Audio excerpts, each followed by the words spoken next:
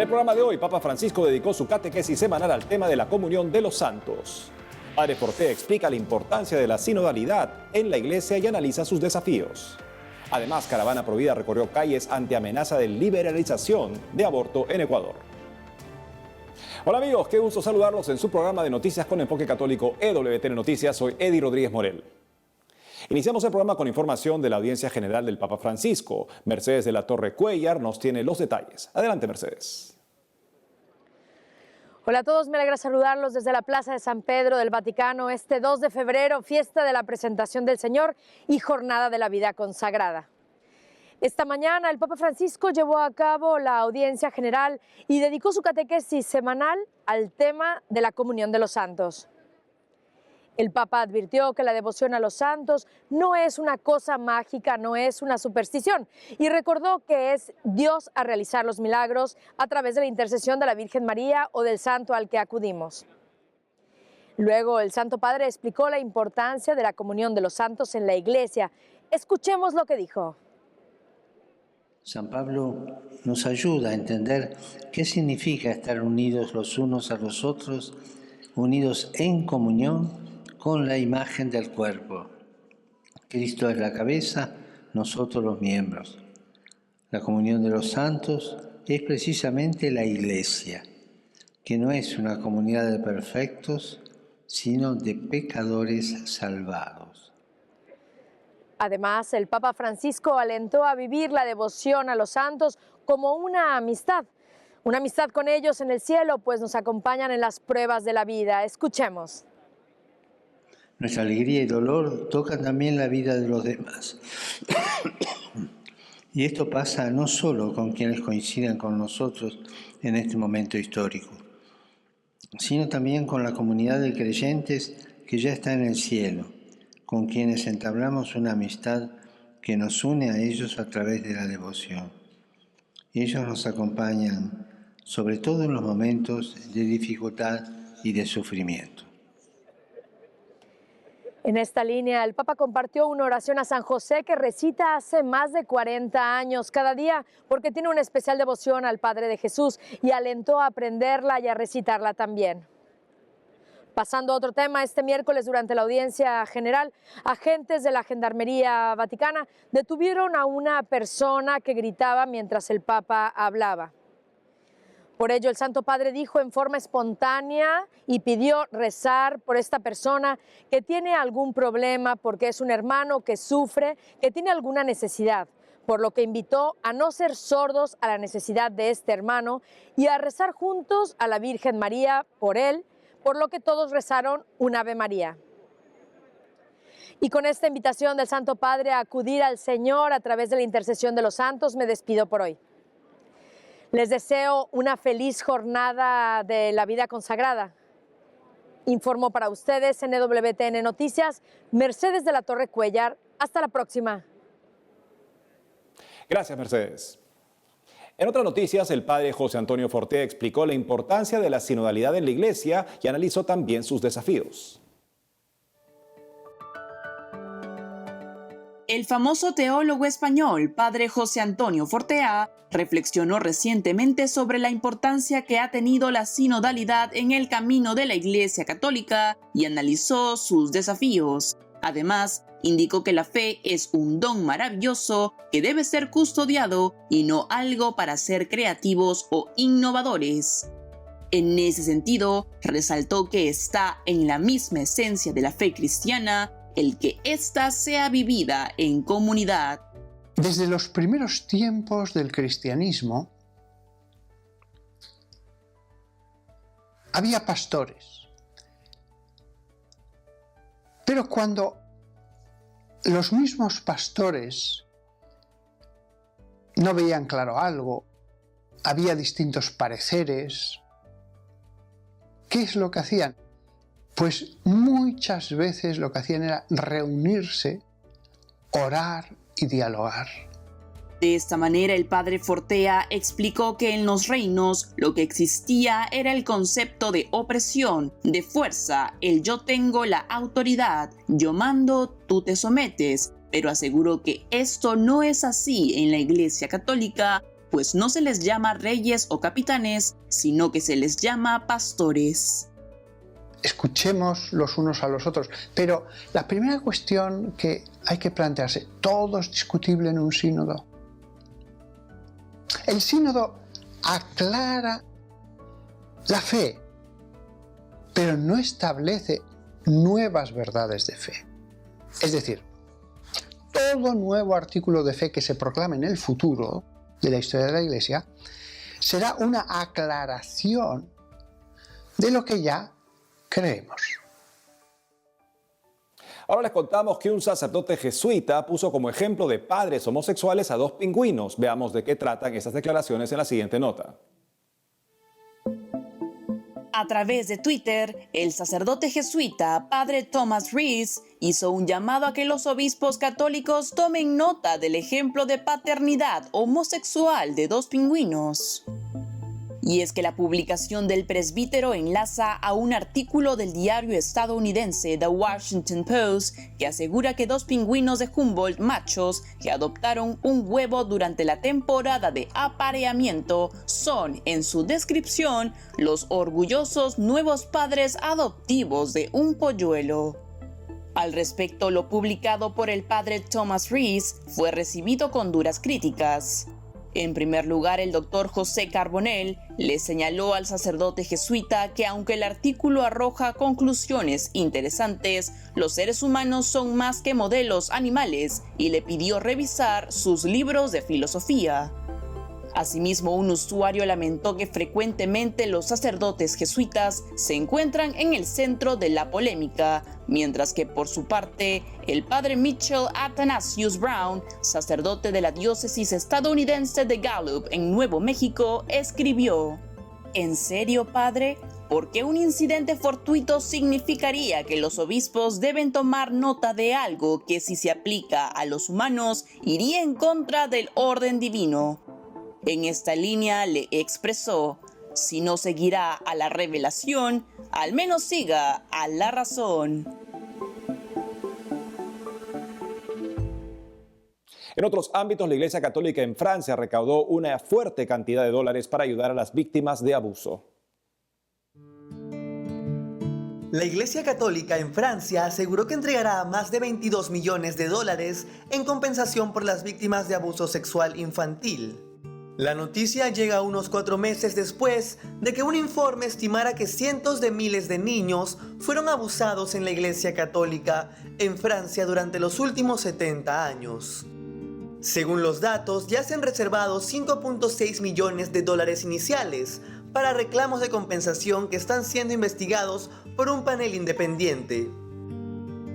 Es preciso recordar que los obispos franceses votaron durante su asamblea plenaria en noviembre por vender bienes inmuebles y muebles de algunas diócesis católicas.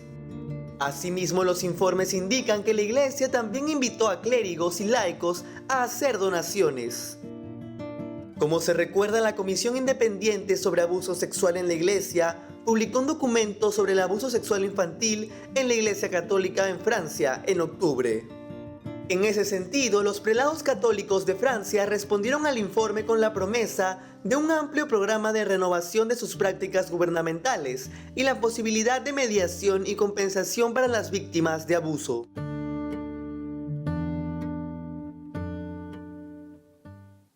Pasando a otras noticias, hace unos días se realizó una caravana de cientos de personas que recorrieron las calles de Guayaquil para defender la vida desde la concepción ante los intentos de legalizar en Ecuador el aborto sin restricciones para los casos de violación. Para darnos más detalles sobre este importante tema está conectada con nosotros la representante de Familia Ecuador, Marta Villafuerte. Marta, bienvenida a EWTN Noticias. Muchísimas gracias, un gusto siempre acompañarlos. Cuéntanos primero, Marta, ¿cómo fue la respuesta de los ecuatorianos ante esta caravana Provida y cómo surgió esta convocatoria? Esta convocatoria surgió por iniciativa de varios movimientos Provida en la ciudad de Guayaquil. Ante que no pudimos viajar a la ciudad de Quito para acompañar a los legisladores Provida, decidimos no quedarnos con los brazos cruzados y realizar activaciones en cada una de nuestras ciudades, En el caso de Guayaquil, se dio una caravana por la vida realizada el pasado sábado, donde se reunieron más de 300 personas, más de 70, 80 vehículos en las principales avenidas de nuestra hermosa ciudad de Guayaquil. Era realmente una necesidad que teníamos de manifestar, de ser ese recordatorio para toda la ciudadanía que la vida se defiende desde la concepción y que no podemos permitir que nuestra asamblea actualmente pretenda aprobar el aborto en casos de violación. En este contexto, Marta, este jueves se realizará el último debate y posible votación del proyecto de ley titulado Ley Orgánica que garantiza la interrupción voluntaria del embarazo para niñas, adolescentes y mujeres víctimas de violación. ¿Cómo ves el panorama ante esta situación? Bueno, este proyecto de ley, tal como está, no solamente tiene este horror que es legalizar el aborto en casos de violación, sino hay muchos daños colaterales que se dan en el ámbito educativo, en el ámbito familiar y que ha generado rechazo por la gran mayoría de ciudadanos fuera incluso de la esfera provida, de la esfera creyente, de la esfera que todos estamos vinculados. Ha generado tanto rechazo incluso dentro de la Asamblea que este proyecto de ley no tiene el apoyo que pensaban los promotores del aborto que tendría, tal como está, tiene objeción de conciencia amenazada incluso con cárcel, multas económicas muy altas para la crisis económica por la que está atravesando nuestro país. No se pide denuncia ni siquiera para ir tras el agresor y eso como mencionar algunos de los principales nudos críticos que este proyecto de ley se está debatiendo el día de mañana jueves en la Asamblea Nacional. Marta, sabemos que van a realizar un plantón pro vida frente a este debate. Coméntanos detalles de este tema y cómo pueden hacer las personas que deseen participar de él. Bueno, hemos estado muy vigilantes durante todos estos meses a este debate, a la construcción sesgada y manipulada, ideologizada de este proyecto de ley, que mañana será el debate, el segundo y final debate, y estaremos apoyando desde las afueras de la Asamblea Nacional, cumpliendo todos los protocolos de bioseguridad que la pandemia lo pide. Sin embargo, no podemos quedarnos de brazos cruzados, como lo mencionaba, estando inactivos. Tenemos que fortalecer esa voz, recordar a la Asamblea Nacional que ellos representan a la gran mayoría de ecuatorianos con valores, con principios, y que este proyecto de ley no ofrece ninguna solución para aquella víctima de violación que ha quedado embarazada. No se está salvando las dos vidas, se está destruyendo, dejando a una madre agredida y a un hijo sin vida. Finalmente, Marta, ante esta amenaza de liberalización del aborto que están viviendo en el país, ¿qué mensaje le darías a la población que está luchando por defender el valor fundamental de la vida? Esta es una batalla constante que actualmente nos lleva a este escenario de una ley de aborto por violación, pero mañana puede ser otra ley incluso más grave para el núcleo de la sociedad que es la familia. Sin embargo, tenemos que estar vigilantes y nuestra principal motivación y llamado de acción a cada uno de los que nos están acompañando es levantar la voz por los que no tienen voz, pero sí tienen derechos. Unirse desde las redes sociales, movilizarse quienes puedan en grupo, jóvenes, desde cada una de las ciudades de nuestro país hacia Quito el día de mañana en las afueras de la Asamblea Nacional. Estaremos desde las 9 de la mañana abrigados porque está el clima bastante fuerte y frío en Quito, pero estaremos levantando la voz por los que no tienen voz, apoyando a los legisladores que están en contra de esta ley de violador que se le ha denominado actualmente y en defensa de los derechos humanos de los ecuatorianos por nacer. Marta Villafuerte, representante de Familia Ecuador, gracias por habernos acompañado hoy en EWTN Noticias. Muchísimas gracias. Saludos a todos. Gracias, Marta. Amigos, tenemos que hacer una pausa, pero al volver, en el marco del primer aniversario del golpe militar en Myanmar, Cardenal insta a cristianos a ser sanadores heridos. Además, Apostolado para Homosexuales invita a participar de taller formativo online para laicos. Ya retornamos con más noticias con enfoque católico.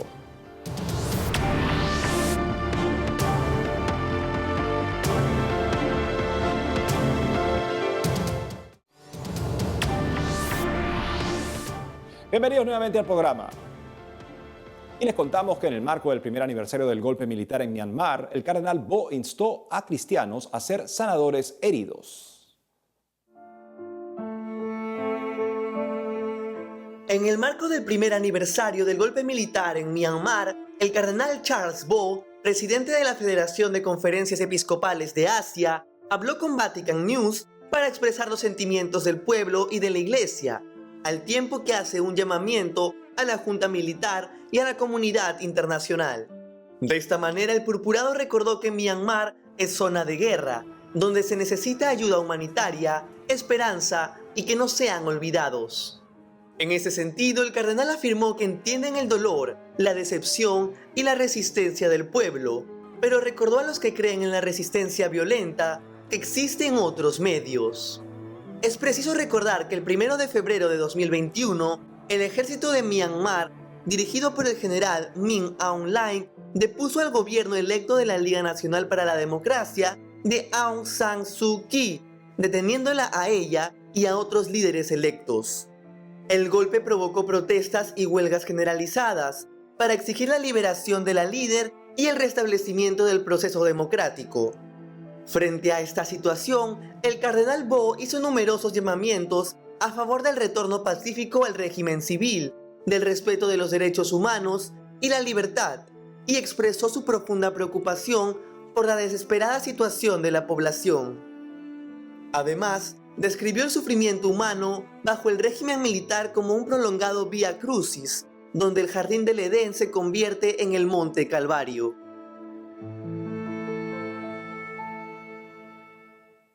En otras noticias, el arzobispo de Concepción en Chile publicó algunos consejos para aprovechar el tiempo de vacaciones que se vive en varios países de América del Sur. El arzobispo de Concepción en Chile, Monseñor Fernando Chomalí, publicó una columna de opinión donde entregó a los fieles 3 consejos para vivir las vacaciones como un tiempo privilegiado. En ese sentido, el prelado afirmó que una de las experiencias más hermosas de este tiempo es contemplar, es decir, reflexionar de todo cuanto se ha hecho en el año y hacer un balance.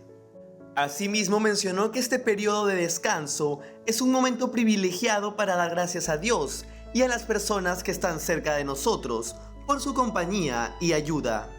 Por otro lado, Monseñor Chomalí explicó que las vacaciones son también un buen momento para pedir perdón por lo que se hizo mal, por lo que se dejó de hacer y proponerse metas en este ámbito para el año que se aproxima. Finalmente, el arzobispo de Concepción sostuvo que si alguien asocia vacaciones a solo pasarlo bien, lo pasará muy mal, ya que ciertas formas de pasar el tiempo suelen dejarnos vacíos y la mayoría de las veces agotados. Por ese motivo, aseguró que un buen proyecto de descanso también significa evitar y alejarse de las discusiones inútiles, las críticas hostiles y malintencionadas. Además, el prelado motivó a quienes no pueden viajar por vacaciones a redoblar su creatividad para poder disponer de más espacios de afecto al interior de la familia y de esparcimiento.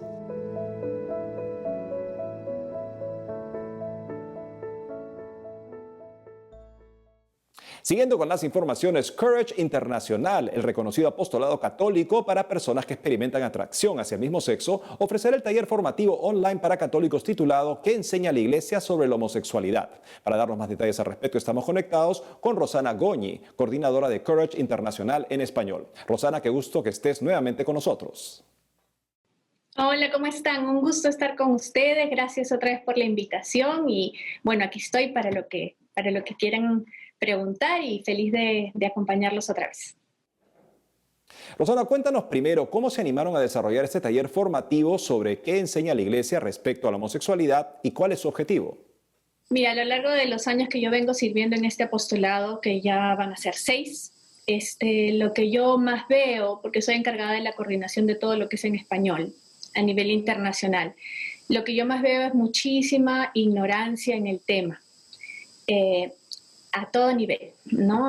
Lo que la Iglesia enseña, lo que estamos llamados a vivir, lo que significa haber sido creado como hombre y mujer, cómo debe ser la pastoral, qué es lo que quiere decir el catecismo en los puntos donde se refiere a las personas con atracción al mismo sexo. Entonces, y creo que a partir de eso veo mucha, por lo mismo de la ignorancia, la necesidad de educarnos y de formarnos no solo en lo que la Iglesia enseña, que es, bueno, lo que está en el catecismo, sino en vivir el Evangelio, lo que nos enseña Jesucristo mismo cuando nos dice amar, ¿no? Cuando nos dice ser compasivos y misericordiosos, cuando nos habla de que amar a todos, no solamente a algunos, y qué significa ese amor y esa acogida, y cómo lo vivió Jesucristo mismo. Entonces, eso nos lleva a nosotros a una urgencia de querer formar en este tema. Querer formar en lo que la Iglesia enseña y en lo que cada uno de nosotros, como miembro de la Iglesia, estamos llamados a vivir en relación con las personas que experimentan atracción al mismo sexo. En ese contexto, ¿cuáles son algunos de los puntos más relevantes que abordarán en el taller sobre homosexualidad?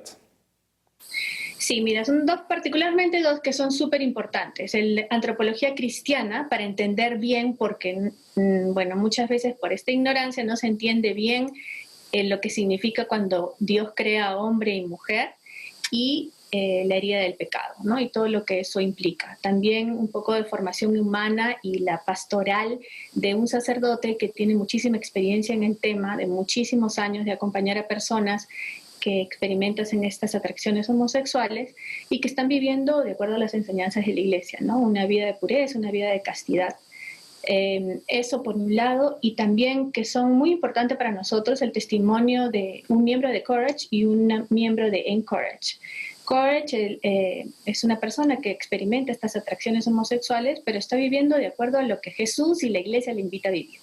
Y él va a responder preguntas. Creo que esa parte de preguntas y respuestas también va a ser muy importante porque hay muchas preguntas que la gente tiene.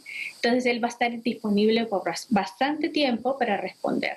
El sacerdote también y la madre de familia también va a estar disponible para las preguntas y respuestas. Creo que el punto más fuerte está en la pastoral, en qué hacer en esta situación concreta, en qué pasa si, ¿no? Entonces, este momento de preguntas y respuestas nos parece fundamental, dando la base de las enseñanzas de la Iglesia, por supuesto. ¿Y qué consejo podrías darle a aquellas personas que buscan pero aún no saben cómo acoger a aquellos que sienten atracción hacia personas de su mismo sexo? Yo creo que, en primer lugar, mirar a Jesucristo y ver cómo Jesucristo se acercó absolutamente a todos nosotros, sus hijos amados, que somos pecadores. Todos somos pecadores, y si no, Jesucristo no hubiese venido, Dios nos lo hubiese mandado, ¿no? Entonces, creo que eso es muy importante. Lo que el mismo Cristo nos dice, ¿no? Mirarse a uno mismo primero y después ver el corazón del otro. Y así poco a poco, si uno ha tenido ese encuentro íntimo con Jesús, tu corazón te lleva a invitar a todos a ese mismo encuentro con Jesucristo. En cada persona es distinto y cada persona tiene una historia distinta. Y eso es lo que nosotros invitamos. Cada persona con su historia particular acompaña y camina con esa persona como si Jesucristo mismo lo hubiese hecho. Y déjalo todo en las manos de Dios y en las manos también de la intercesión de nuestra Madre Santísima, ¿no? Rosana Goñi, coordinadora de Courage Internacional en Español, gracias por haber estado hoy con nosotros en EWTN Noticias. Muchísimas gracias a ustedes como siempre y que Dios los bendiga en la misión que tienen. Gracias, Rosana. Por otro lado, un sacerdote de la diócesis de Getafe en España explicó por qué el anillo de matrimonio va en el dedo anular. Veamos. A través de su cuenta oficial en Twitter, el padre Francisco Javier Pazzi Bronchalo, de la diócesis española de Getafe, compartió una reflexión sobre el significado e importancia de usar el anillo de matrimonio en el dedo anular, que puede ser considerado el dedo débil, pues ni siquiera puede levantarse solo. En esa línea, el presbítero indicó que mientras otros dedos pueden tener utilidades como decir que todo está bien o señalar, el dedo anular no sirve para nada. Luego afirmó que ese dedo sirve para que los esposos lleven los anillos que se entregan el día de la boda. En ese sentido, el sacerdote español precisó que los anillos de matrimonio se ponen en ese dedo para que no se les olvide a los esposos que es en la debilidad donde más necesitan amarse, y es ahí donde todos necesitamos que nos quieran. Al respecto, el padre Bronchalo aseguró que quien nos quiera poco lo hará solo por lo positivo, por ser fuertes, simpáticos y generosos, pero resaltó que solo quien nos quiere de verdad lo hace por nuestras miserias, debilidades y defectos. Por otro lado, el sacerdote subrayó que el matrimonio es para toda la vida y que por eso es muy serio, ya que quererse requiere aprender a amar al otro en la debilidad.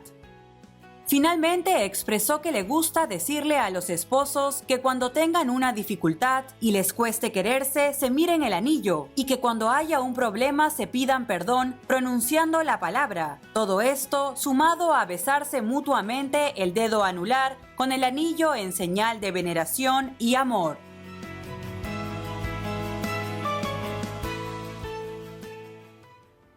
Y eso es todo por hoy, amigos. Gracias por habernos acompañado. No dejen de seguirnos, como siempre, en las redes sociales y también de lunes a viernes a las 12 del mediodía, hora de Miami, por Radio Católica Mundial, en su programa Más que Noticias. Hasta entonces.